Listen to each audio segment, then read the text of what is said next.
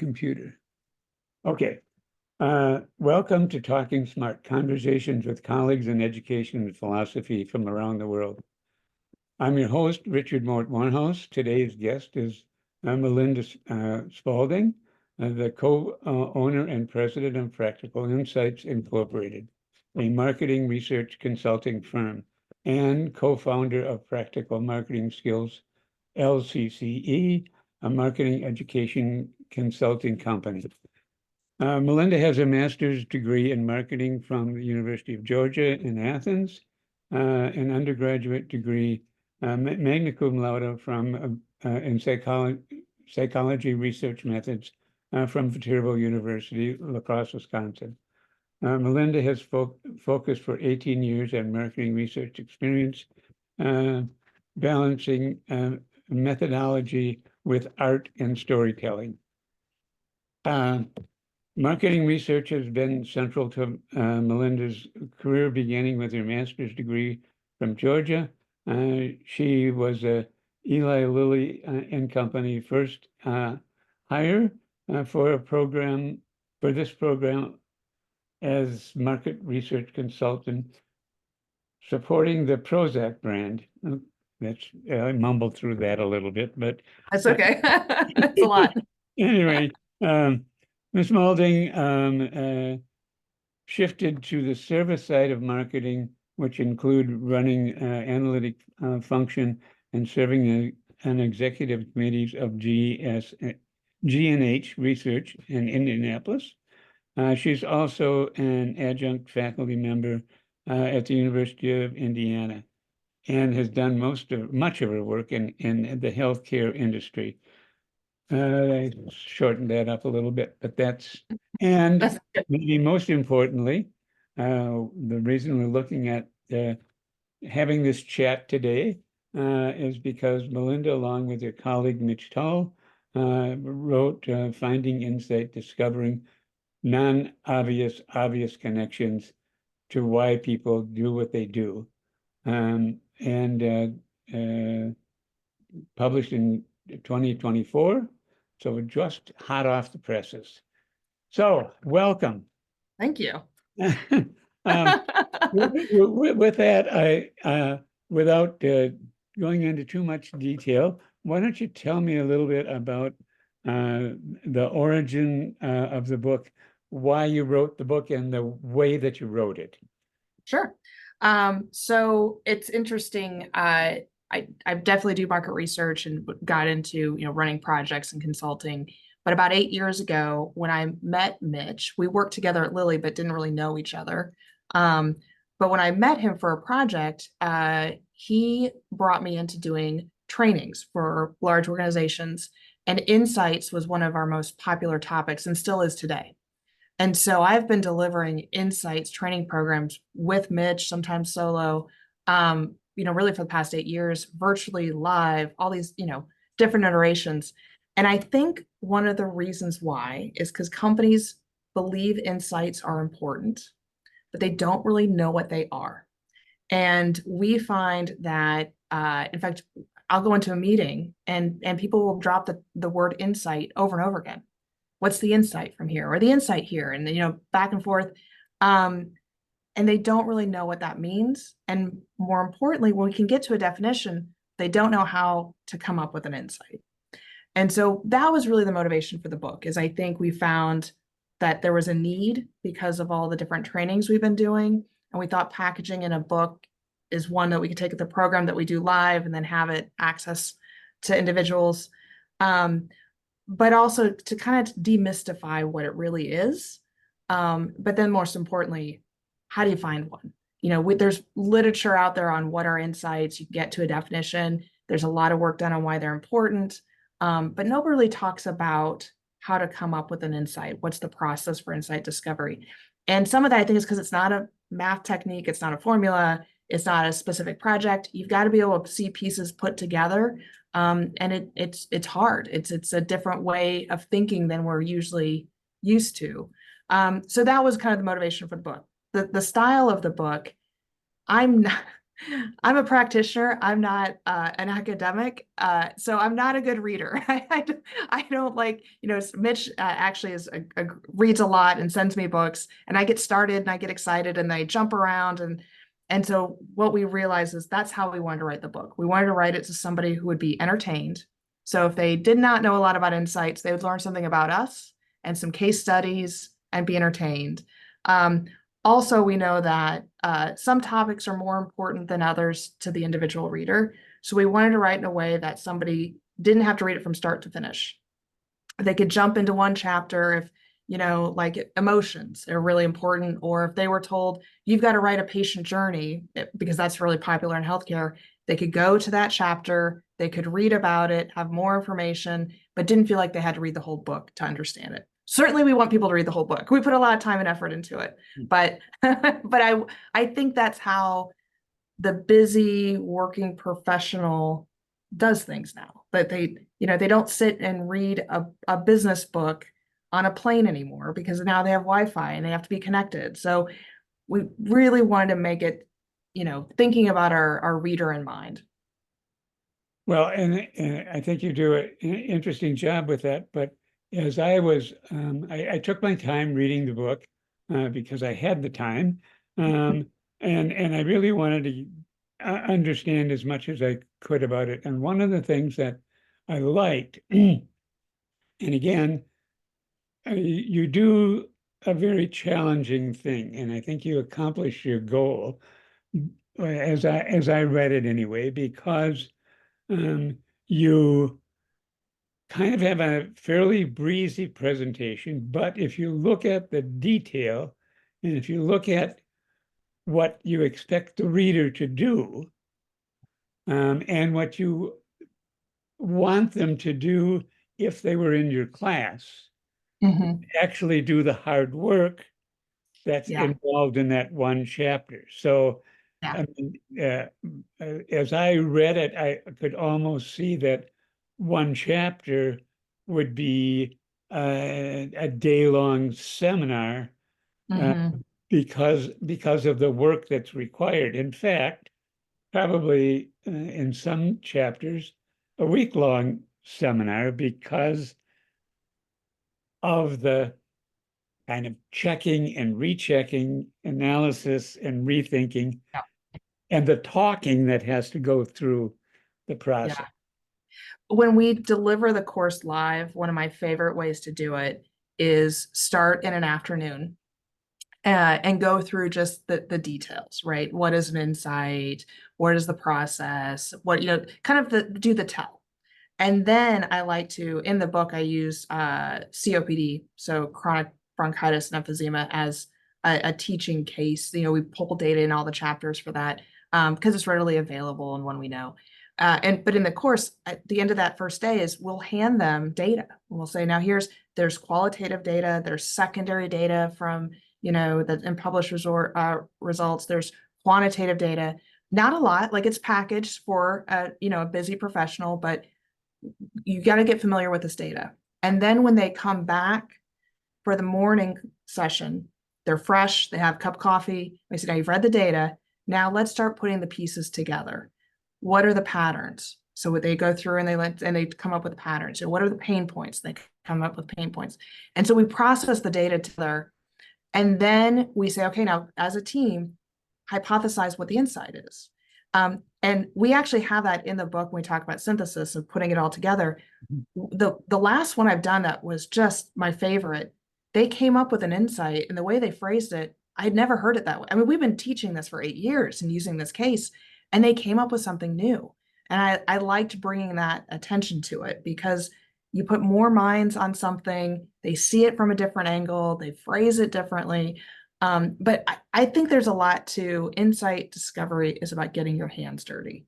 You need to sit with information. You can't do it alone. You need to do it with other people. You need to put yourself out there and hypothesize. And so I think that's really best done together. It's hard to do that in a book, right? The book is a tool. It's not the end all be all.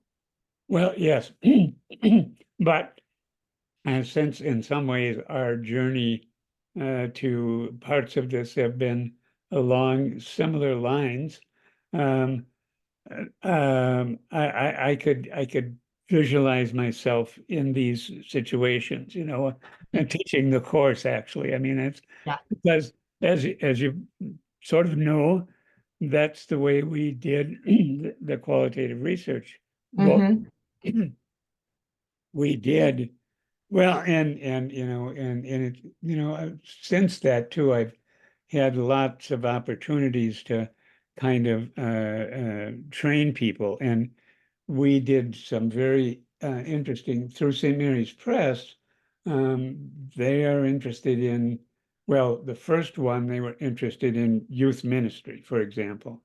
Okay. So they wanted to do in-depth interviews, but they also wanted to do group interviews. And as you maybe remember, we always talked about doing group interviews rather than focus groups because Hmm. people rip off uh, I misuse group Yes, interviews and absolutely. they make them into focus groups where they hope you'll give me the right answer. Yeah, exactly. But anyway, and so we did a whole process where we first trained people to do group interviews and individual interviews by just walking them through the steps and doing, and then we did the data analysis. And for this, I mean, we did, I think, 3 days. We did the data analysis once they had it all collected and they did the transcriptions. And we insisted that they do the transcriptions themselves. So, Hmm. which, and anyway, but it was 3 days from probably 9 in the morning till about 7 at night. We did, they had to go through the process.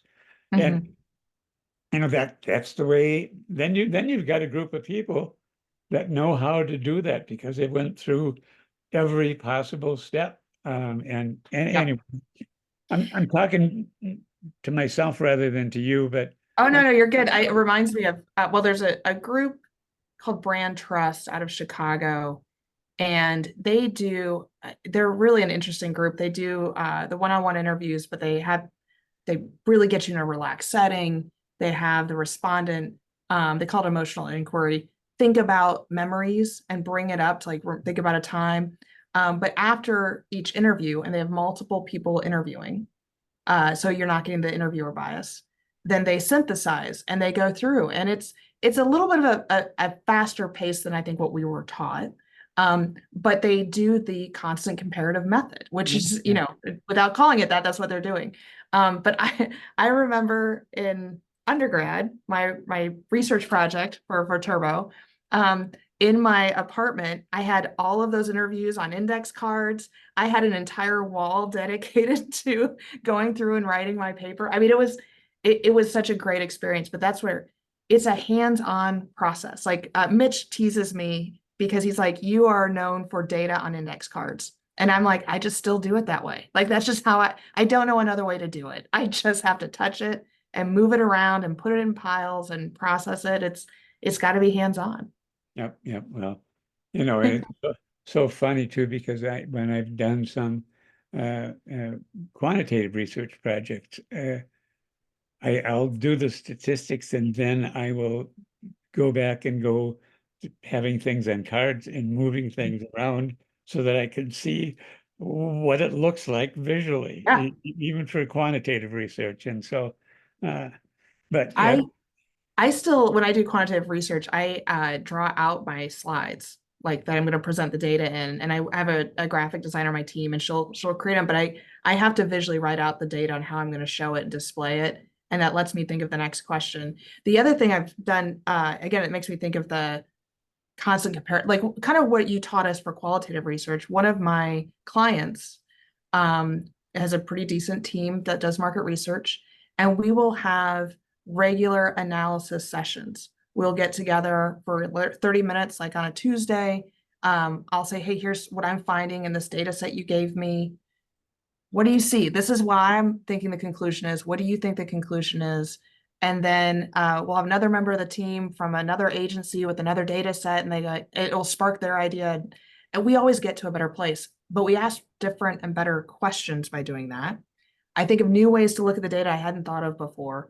And we just kind of progress it as we go. I don't think corporate timelines don't always allow for that type of work, Yeah. but I think this company I work with, they've just got some great leadership that understands the process. And again, it's not just qualitative research. That's a great thing to do for quantitative research, especially because you can go back and recut the data a different way. And I don't know. I spent a great experience working with clients that are open to doing that. Yeah. Well, I was just thinking about, again, one of those things that stands out for me when we did one of the last projects that I did before I officially ended my tenure at Viterbo. We did a study looking at um, how effective tutors were in for classes in what is it, the biology class that everybody takes. Anyway, it's basically the physiology class for biology that all the nursing students have to take. Okay. And anyway, so we had all this data and we were trying to do the constant comparative methods. Mhm. And one of the things that I had just happened to notice, Ron Schaefer came into where we were working with, where we had stuff all over the wall and doing that stuff. And he sat and watched people do this. And the six of us, when we were working on, nobody noticed that he was there. I mean, that's how Yeah. intense the conversations were, because we would Yeah. just try and so it's time consuming, but it's what uh, energy consuming too, because you just get involved in trying to figure out how these things fit together, uh, Yeah. which is Whenever we teach it, it's funny because Mitch is more the marketing side, I'm more the market research side, and whenever we teach it, we're going to go through the analysis part. He's like, "Oh, there's just people aren't going to like it." I'm like, "No, they're going to like it." There, once you get involved and you're committed and you're part of the process, I think we get people who get excited, right? You're going to come up with something new, and that I think is really exciting. And we're so used to Googling an answer, Googling something and getting an answer, and that just, we forget that part of the process. But yes. And I think, and that's one of the things, that's one of the projects I'm trying to work on right now. I'm trying to put together three sort of distinct scholarly approaches to some of the contemporary problems. And so I've been looking at Sherry Turkle's stuff on well, from the first book I have right here, which is The Second Self. It's called Computers and the Human Spirit, that she wrote way back in late 80s. And so looking at the interface between technology, particularly in social media and the mhm, internet, and how that shapes people, along with Putman's stuff on bowling alone, that mhm, whole area, and then the what's his name on third places, and how cafes and yeah, all those hangouts of, and the interesting thing is they're pieces of contemporary society, but they're looked at almost exclusively individually rather than mhm, together.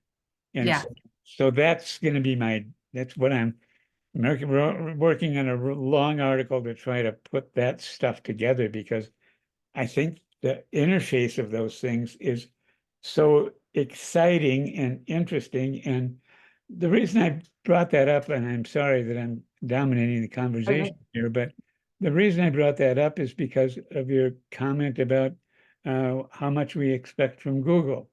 yeah, And the Google can't think for us.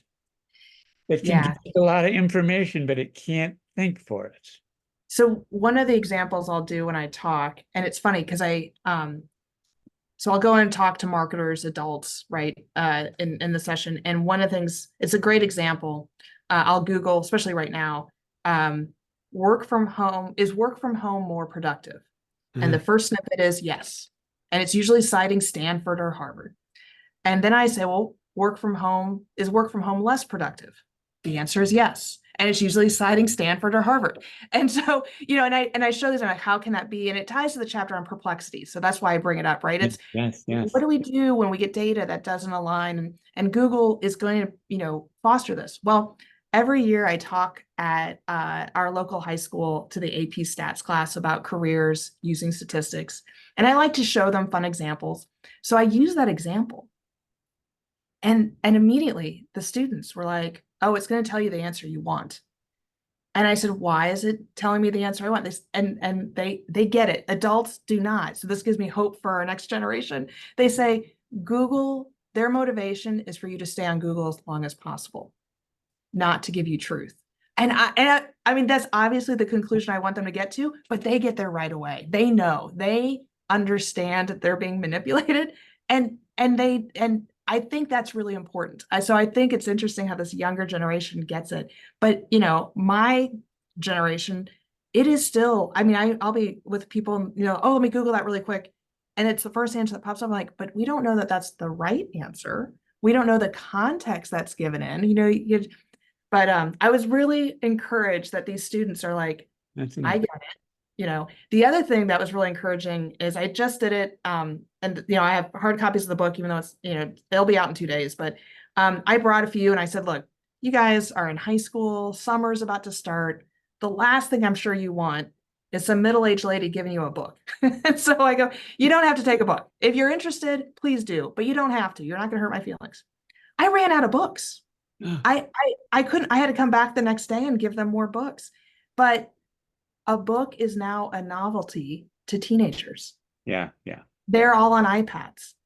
They don't have traditional textbooks anymore. So to be able to physically touch a book and go through it and process it is a novelty for them. It was just very eye-opening. I mean, I have a teenager, but it was different to see a group of students, that are not my teenager, that have, one, they get that, that they understand what technology is doing in a way that I didn't appreciate and gives me a lot of hope.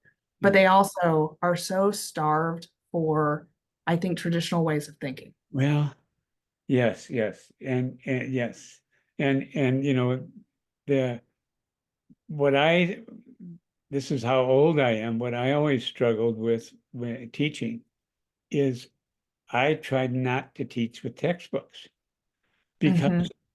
go to the source, read, Yep.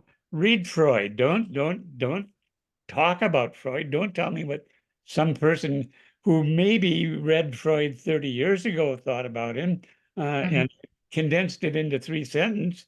No, interpretation of dream is right here. It's readable, you know. Yes.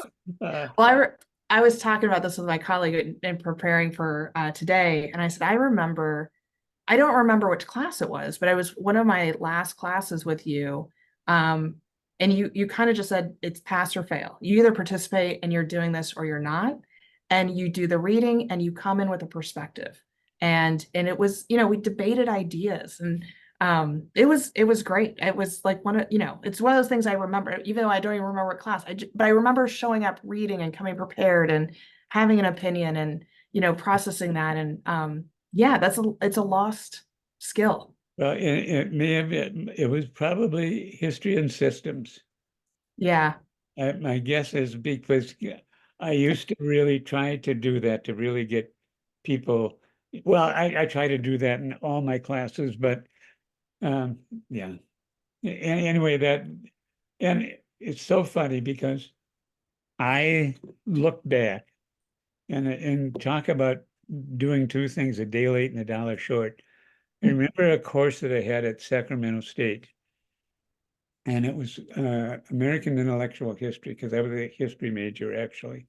And we read a whole series of books, and some of the things we read were just really, really challenging. And Mhm. so we, among other things, we read a novel by Leonard Cohen called Beautiful Losers. And it was that thick. Mhm. but it was darn near impenetrable. I mean, and we did it kind of line by line. And I learned about teaching from that instructor. Mhm. And I think these are all connected, hopefully at least. The other thing that Yeah. I took away from that class is we had a take-home exam in the middle of the semester. And so we were reading all of these things, and he we had some short answers, and then we had a big essay. And the essay question was this. Here's a line from Remarks All Quiet on the Western Front. Use that line to interpret The Great Gatsby. I thought, Wow. wow. And it was, I don't remember what I wrote, but I remember the challenge of that. And I remember how difficult and fun it was to and he said, I want you to work in groups, but everybody write their own paper. I don't care Yeah. how much you talk together, but don't worry, don't do anything about the end product. That's yours. Mhm. And God, what a great learning experience it was. And That's those fantastic.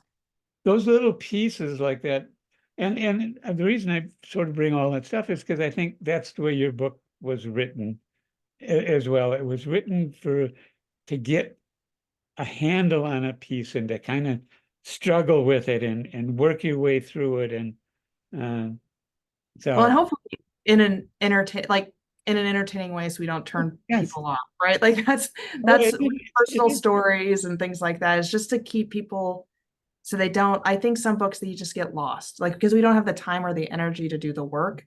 So you need to give like little crumbs along the way to Okay, keep them but engaged. yeah, you did a great job. Both you and Mitch did a good job of doing your little personal stories and making all of that very nice and relevant, and being a little irreverent about your own behaviors and whatnot. That's that was exciting because it brought you in. But I guess being an academic, what got me is the way you got the people involved in doing the thinking processes too. I mean, Mhm.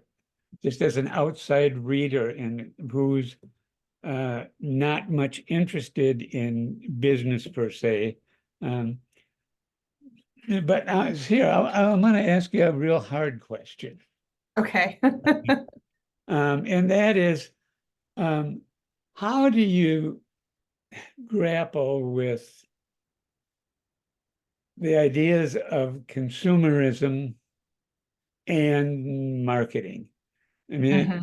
yeah, in my mind, and I'm probably more left-leaning than most people, but I struggle with that because on one hand, like everybody else, I like nice things. I like to be paid well.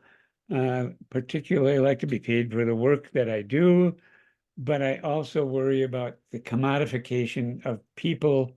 Mhm. And how do you in your business practices deal with that? Yeah, so that's a great question. I don't know that I have a great answer. I will say I'll give you the aspirational. I do talk about it in the book because I think it's important. Good marketing can change things in a way we don't appreciate. Uh, Dove Beauty is a great example. Yes. I give that in the perplexities where the team at Dove wanted to understand beauty. They were going to reinvent their brand. They needed to do something. So they do this large study to understand beauty and women. And they were really struck by, the majority of women can say every woman has something beautiful about themselves, but only 2% of women consider themselves beautiful. Yeah. That is crazy. Like that, I mean, you just like, how can that be? And then they came up with the Real Beauty campaign where they show real women with all different types of skin, all different types of body shapes, and being comfortable in their skin. And so with this campaign that has been long running, um, a researcher at Harvard did a study on it and found that it's actually changing the way society views beauty. And you can look at that now, advertising now shows all different types of people, all Yes. different types of shapes. So I think that's aspirational. I think, you think about other brands like Tom shoes that donate shoes back. You buy a pair of shoes and they donate shoes. The Bombas socks does the same thing. Like there is now a social responsibility part of business that I think is good. And I think what marketing can do is say, look, yes, I want to sell more, but what is it happening in society that I can do good with this product as well? So I think those trends exist. I think, but in healthcare, it is really challenging. Mm-hmm. And so there are just some companies. I mean, this is the best part about owning your own company is you just realize there's some companies you're not going to work with. You're just not. Um, I probably because of the psychology background at Viterbo, when I left graduate school and I got an offer at Lilly and I got to work on Prozac, um, it was something I really wanted to do. Mental health is important to me. Mental health is something I'm always going to be interested in, and the pharmaceutical side of it is an important aspect, but it's one that can be, you know, it's ethical. I mean, there's challenges there. Yeah. I still work in that space, and I will say, uh, there's a company called Lundbeck. They're out of Denmark. Um, I continue to work with them because we have like-minded, they believe in cognitive diversity. They have great products, but ultimately, though, they actually are very passionate about mental health and understanding and researching the components of therapy along with helping mental illness. I find that their mission is not about selling more drugs. Their mission is about serving the people who are suffering with the conditions that they're studying. They're science, like they're aligned in those ideas. So I think as on my like when I do on my side of the business, I have to find companies like that I can support. Now, having a 12-year-old daughter, I'm very concerned as I see her wanting these brand of shorts and, this brand of, so there's things like that I don't work on because it's not meaningful to me. Like Yes. Yes. I like I like to have a nice purse. I don't like to have a purse that's going to fall apart because it has all these brand labels on it, right? It's just, it's just that's not who I am. And so, you got to practice what you preach. When I started the business, my line was I would take on any project that I could do a reasonably good job at and was legal. And so, but the truth on the legal side is, but I need to be able to look myself in the mirror, right? I have to be able to do work that I wouldn't be embarrassed if somebody saw it or, but like there's a lot of things coming out right now, especially in healthcare around, the opioid crisis and what happened with Purdue Pharma that those are important conversations to have and it like that's not a company I want to work with, right? Like, that it wasn't about the right things. It wasn't about helping people with pain. It was about selling more pain drugs. Yes. So maybe that's my litmus. I look for companies that truly care about every company says that they're patient centric, but who are those companies that I really think they're trying to cure the incurable disease or have a passion for, moving science forward versus trying to make more money. Yes. Yeah. Well, and I think that's a good answer. I mean, um, but where was I going now? Oh, I was just thinking about hospitals because we did some research with Gunderson. We looked at the nephrology department when the most people had to go on dialysis because kidney transplants were rare and Mhm. it was and so we wanted to look at dialysis from a nurse's perspective, kind of, and but in the middle of all of that, I think about the other question that I have with hospitals and clinics, and that is, I don't think they do a good job of training patients how to explain their illness to other people. And that was the other probably book that I had out here. I wanted to also give you another reference. And I've been working with Drew University in New Jersey Mhm. in their medical humanities doctoral program. And one of the students that I worked with, a woman by the name of Roxana Delvany, Okay. did a thing on hard to identify illnesses. And a part of what she looked at, and this is kind of the thrust of her dissertation, is how do you get people, particularly patients, to tell stories that allow their physicians to believe the story. Mhm. And so in my own mind, that's also connected with another idea, and I think she deals with this a little bit. But the other thing is, how do we help patients describe their illness? Because we have a very limited vocabulary for talking about pain, Yep.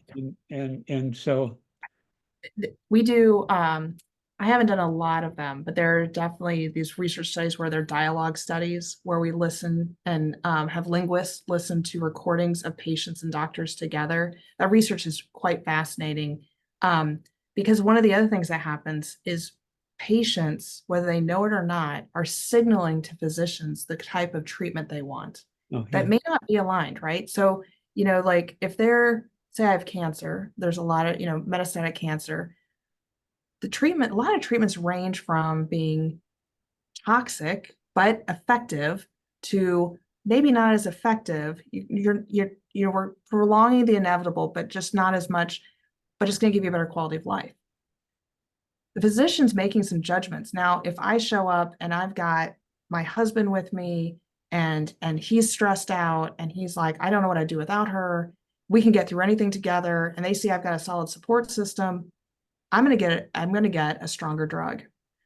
Now, if I go in there and they see that I'm weak and I don't have any support system, I, I'm probably not going to get as strong of a drug, right? There's these signals that are picking up, and they're still trying to engage with you. But I mean, it's still a shame. You look at how much time a patient has with the physician, oh, and they're picking up all of these nonverbal cues, whether they know it or not, and making decisions. So I think that is a really important work.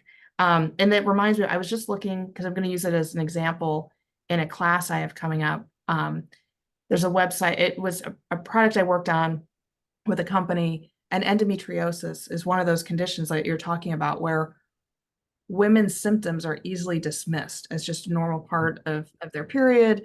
And of course, it's painful. And how can you be a nine? A nine, you're not even get off the couch. And so they have this kind of disconnect between their physician and themselves. And so the website's called Speak Endo. The company that sponsored it, of course, they have a drug in endometriosis, but they have a tool to go through to organize your symptoms. And so yeah. you go through and it asks you questions, and knowing all the work I've done with physicians, I get what they're doing. They're trying to get the patient to document the specific symptoms that a physician will care about and how frequently they happen and how painful they are. And then you get a printout. And one of the things I noticed when they do the printout, they'll even say, like, your doctor may use this word to describe this symptom. This is what it means. Your doctor may, you describe this, they may call it this. And so it gives them that kind of dialogue guidance that they can use. But the dialogue between patients and it is a huge barrier. The other thing when you brought up hospitals, I think hospital systems, healthcare systems, the more that they become a system instead of independent, they've gotten better at this. But how often the patient gets lost? Oh You yes. know, you leave a physician's office and they want you to get a follow-up test. But if you don't get, as a patient, if you don't know that you need to now go to the lab or that you need to have your blood drawn, it doesn't happen. you know, or like I was there with my son with an appointment and the doctor's like, just 2 weeks, call me back. If I don't write down to call you back in 2 weeks to check in, or you don't follow up with me, it's likely not going to happen. Like patients get lost all the time in the system. And this is, I think, connected, and I sort of try to invite myself to get involved in this, and it didn't go so far, but I might follow up on this. But I just did my wellness physical. And one of the things, I've had the same physician for some time, and so we can chat. And so one of the things that Gunderson is doing now is they are, with patient's permission, they record the conversation that you have with your physician. And then that automatically transcribes it. And then the computer, AI, summarizes that. And that's what I get back on my chart. Yep. And I said, well, that's really interesting. I would, wonder how well the computer translates those things. And I would really like to sit down with a group of people and have those transcripts and have a mixed group of physicians and lay people and look at that and compare that with how the machine translated it, because especially the summary, because the summary is so important. And I haven't read mine because I just had that last week and I haven't looked on my chart, but I want to do that and see how that conversation was summarized. But there's a lot of interesting work that needs to be done in that area, because I suspect there's a lot more hospitals that are just recording the conversation with the patient, and that AI does a good job of translate that in, because Yeah. anyway. And yeah, and there's, the working line right now, of course, is Dr. Google, right? Patients see things in my chart, or they read and then they Google it and they don't get all the information. There is this need to educate. Without a doubt, like every patient research I do in any condition, patients are conditioned to say, oh, well, first I research it. Nobody is out there teaching patients how to research their condition. Like, where is a good source of truth if you want to understand your condition? What are the types of questions you should be looking for? To me, that is one of the biggest needs we have, because I don't know if I can fix some of these other things, but I could teach patients how to be better researchers, right? Yes. You want to research your condition. At least you want to say you did, right? Everyone wants to say that they did it. Where should you go, right? And WebMD, I think, was trying to be that source of truth. I don't know if it's not horrible, but and I will say one of the best places to go, without a doubt, and nobody really thinks about it, is the CDC. Oh. You go to the CDC website, every condition's on there. It's written in patient language. It's giving, and then all of I've done a lot of stuff with companies when they have no money. I'm like, well, let's go to the CDC. Let's see what they have. They have regular studies that they do all the time. Their data is available. Like, you can grab their data sets. We can analyze the data to understand patients better and their conditions. So there's things like that I think we need to teach people on where to go. Oh, yeah. And And you what do to find. that, you do that quite nicely in the book. Oh, good. I try. No, I was struck by that, how many times you referred to going back to that data source. And so, Mhm. and it was something that I hadn't thought of at all, because Yeah, my awareness, like probably 90% of the population about CDC, was COVID. And exactly. Yeah. talk about well, this is probably one of the most frustrating things about COVID, is how few people understood the kind of work that science does. Most Mhm. people thought, well, science comes up with the right answer. No, science is a process. And Yeah. it's no wonder they didn't have the right answer the first time around. I Yeah. mean, but anyway, Well, it's easy. I mean, this is the classic, right? Monday morning quarterback, right? yes, yes. We're all going to look back at this time and say how we should have done it. But if we think about when we were in the middle of everything, nobody knew. Nobody knew, Yeah. right? And so yeah, you just got to get along with it. But Yeah.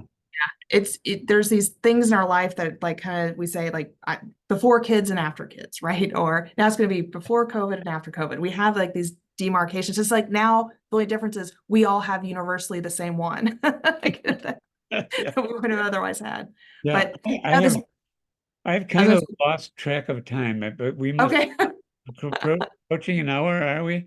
I think so. I think we're getting pretty close. Well, why don't you kind of do some closing comments about um, maybe a little bit about the book, but maybe when we've kind of talked about this already, but Yeah. about where you see yourself going in the future, or what kind of Oh yeah. things you want to So explore. yeah, the only thing we really haven't talked about is, and I I could spend a whole nother hour because I'd love your perspective on this piece, but I think moving into education of adults and professionals is what I'm getting more into. So with the book is one piece that is helpful. I think people like having some intangible, but we also took the book and put it on a what they call a micro learning platform where Oh, we broke down each chapter into these 15-minute little lessons. So you cover it, and it's meant for people who are working 40 hours a week, and all of a sudden a meeting ended 15 minutes early so they can get on and get a lesson done. Videos, there's quiz questions to make sure they're engaged, and then there's reflection. So when we talk about doing some of the work, the reflection are things like go somewhere and observe for 15 minutes and write down, like doing those practice things. And so we're trying to embed those in. So that's something that we're launching with the book, and I think is helpful. Because again, I want people to be better at this. That's really the piece. We also have on Apple Podcasts. Again, I'm trying to do education for professionals. With that micro learning, we're trying to sell it to companies or individuals, and you get to say you've done it, but it gives you, proof that you've actually are practicing and getting better. We also are using podcasts as a way to do that as well. We call it pod lessons, quick 20-minute podcast that you can do in the car. The thing I'm really trying to do is meet people where they're at, right? Not everyone has the time to do an all-day class with us, or being able to leave and do that piece, or we'll process it that way. Everyone learns differently. So I think that's one of the things we're really trying to do is say the book is one. I would love a college to pick it up and teach it as a class. I mean, that would be fantastic. We give them out, when we teach, but I'm trying to connect it to other ways people can continue to learn and be better critical thinkers. I think that's at the end of the day, and not even just so much in marketing in general, right? In life, as a patient, whatever the case might be. So that's really what we're trying to accomplish, and we'll see. And I love the fun research project every now and then, like that. At the end of the day, I think you go into I mean, the reason I did psychology at Viterbo is the same reason why I'm doing what I do now. It's like I like getting answers to questions. I like getting answers to difficult questions, and I like coming up with new questions. Like, that at the end of it, that's the core of what I'm trying to do. So. yes. I guess this was a lot of fun. I like when I sent it to you, my first publication was with you, and so I had to send you my most recent publication. Yeah, So yeah. And I've been trying to find our article, and that was published by old Clive in Australia. And uh, uh, I don't know if he's kept up his website or not. And so I keep trying to refine. Oh, I brought this along just to show you. Oh, here it is. Here's here's a memory for you. oh my gosh.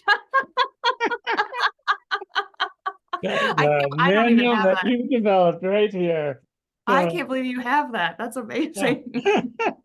Well, I did. I I got. I I did not save that, I don't think, but I did finally destroy all of my work for the research project I did my senior year. But I had kept that for a long time. It was probably like the last clean out we did. I was like, okay, I'm gonna let it go. Like Yeah. Well, I, I have. I tried to follow API guidelines for most of the research we've done. I kept raw data for 7 years, and so. But this is a record for keeping that. oh, that's awesome. That's so good. All right. Well, I'm gonna say goodbye and then I'll chat with you in a bit. All Okay. right, thank